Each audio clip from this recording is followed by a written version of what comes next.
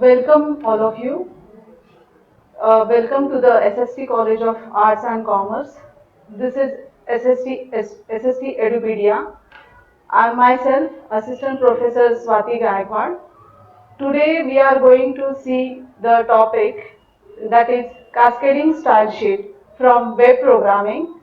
It is from SYCS semester 3 subject. So let's see the outline of this session, what we are going to discuss.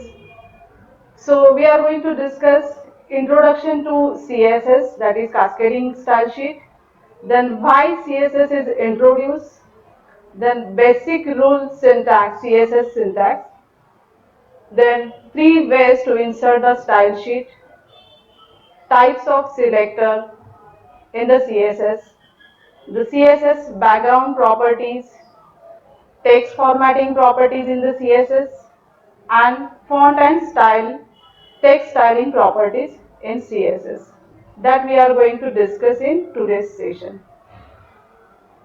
So let's see the introduction about the CSS. What is mean by CSS? It describes the appearance, layout, and presentation of information on a web page. So HTML will describe the content of the page. It describes how the information is to be displayed, not what is being displayed. So HTML will uh, help us to describe the content of the pages, that is what is to be displayed on the web page, whereas CSS will tell us that how the information is to be displayed on the web pages. It can be embedded in HTML document and placed into separate CSS file also. So CSS rules can be embedded within the HTML document also, and it can be separate in the separate file. So why CSS is used? Okay, why it has been introduced? So here we will see CSS solved a big problem.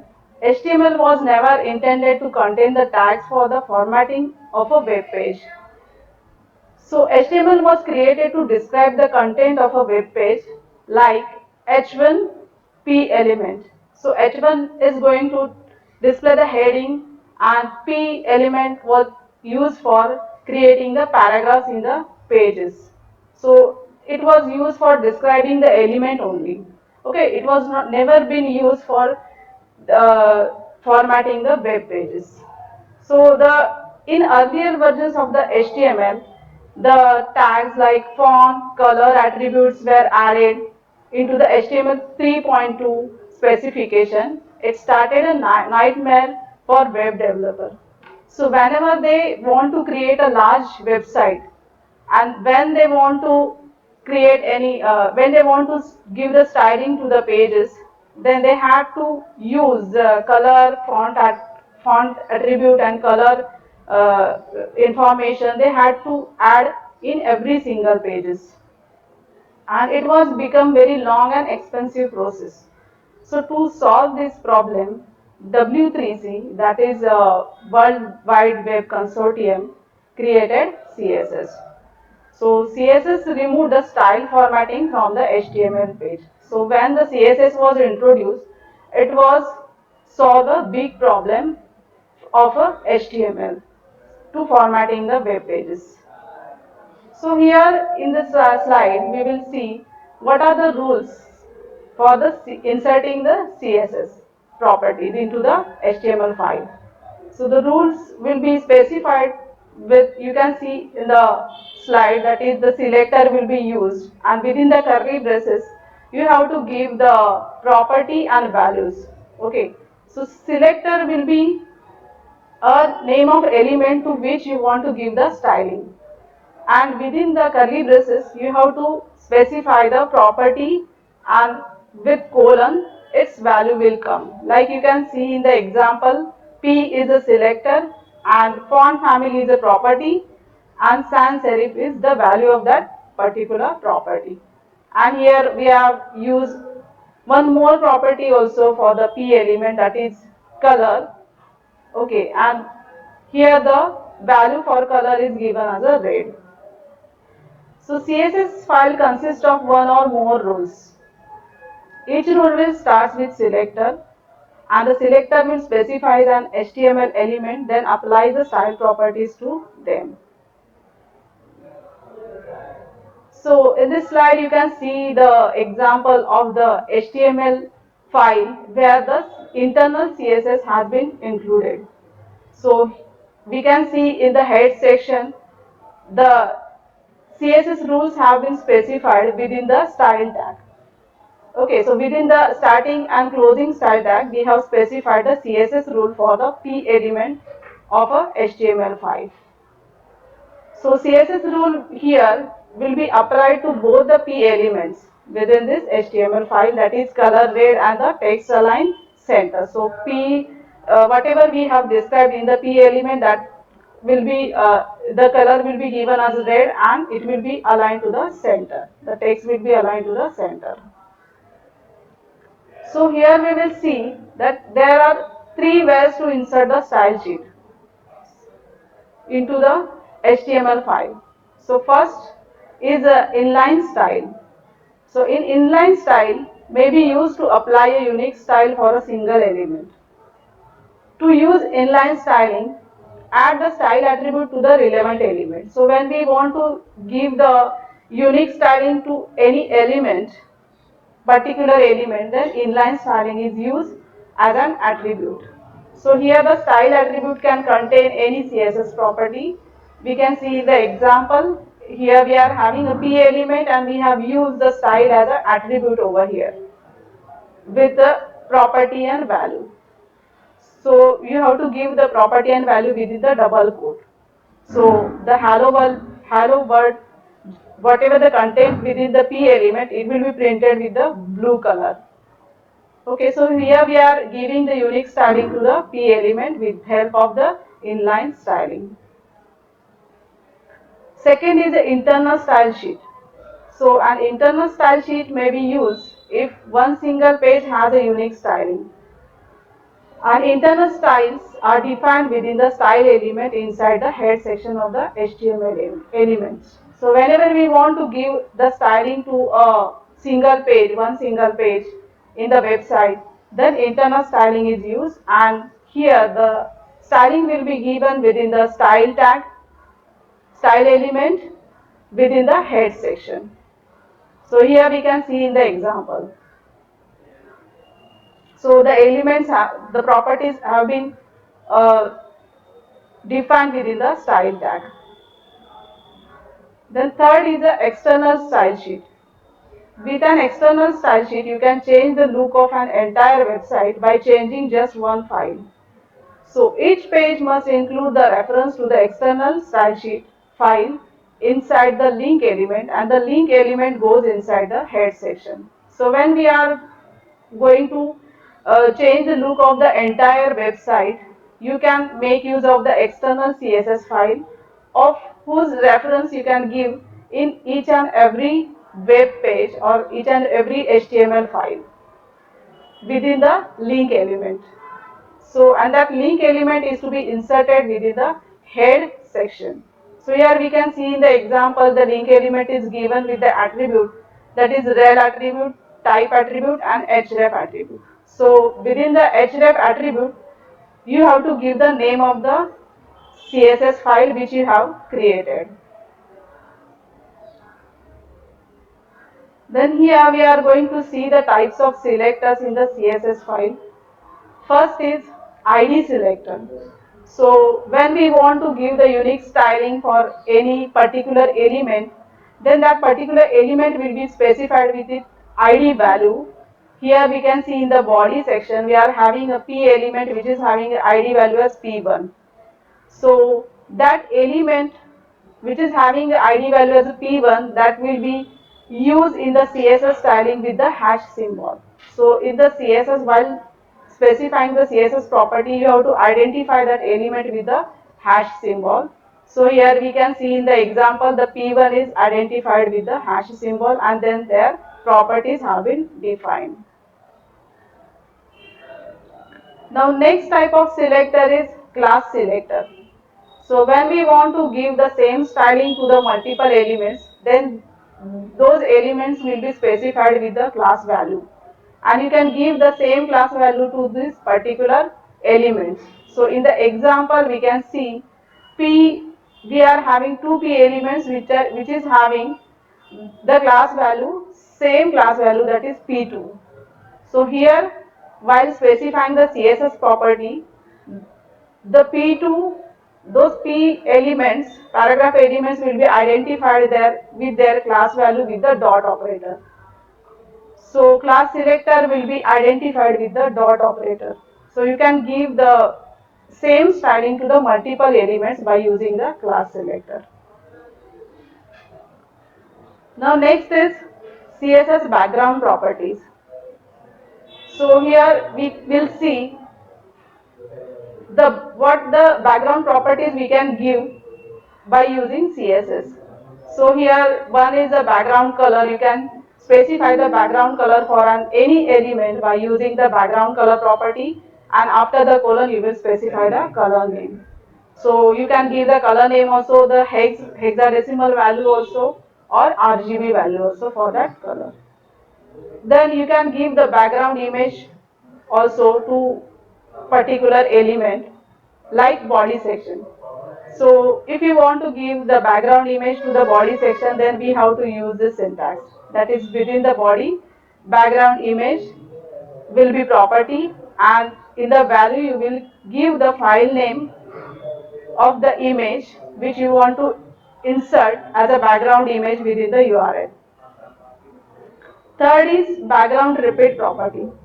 So it will repeat the image horizontally and vertically. If you want to repeat that particular image which you have set as a background, you want to repeat that image horizontally or vertically, then you can make use the background repeat property. So here for background repeat, the value will be like repeat X, repeat Y, and no repeat. So if you don't want to repeat the image, then you have to use the no repeat value. Then next is background attachment. It will specify whether the background image should be scrolled or fixed. So if you want to make your image scroll, or if you want to make your image fixed on the web pages, then you have to make use of the background attachment property. Here we can see in the example the value is fixed over here. Then background position. It is used to specify the position of the background image. So if you want to change the position of the background image to right, left, top, then you can use this background position property. And again there is a shorthand property of the background to setting the background image, where you can give a background color. Then if you want to give any image to the background, then here no repeat means the background repeat property is used and the background position is used. So all the properties you can use at one place by using the background shorthand property. So within the next slide, we can see the example of the how to set the background image. Here we have used, here we are having the example where we have inserted a background image with the URL. Then background repeat property we have used. Background attachment is fixed over here. Since we don't want to scroll our image, then background position. If we want to keep that image into the center, and then background color we are using, and background size is covered so that its resolution will be maintained, and the opacity is also given to the for that body element. Okay, so here we can have in the background image we have given the path or file name to that background image in the URL section. So here is the output of that particular file, and we are using also the heading section.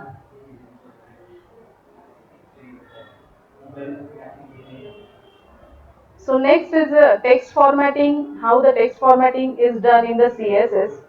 So the tags which are used for the text formatting are color. Color is used to set the color to a text. So here simply we have to use the color as a property, and here the selector name will come. And then you have to give the value to the color. Then text align property. It is used to set the horizontal alignment of the text. So here the text align property will have the value like center, left, right, etc. So here we are having a H1 element and we have given the value to the text align as a center. Then next is a text transform property is used to specify the uppercase or lowercase or capitalize the letter in a text.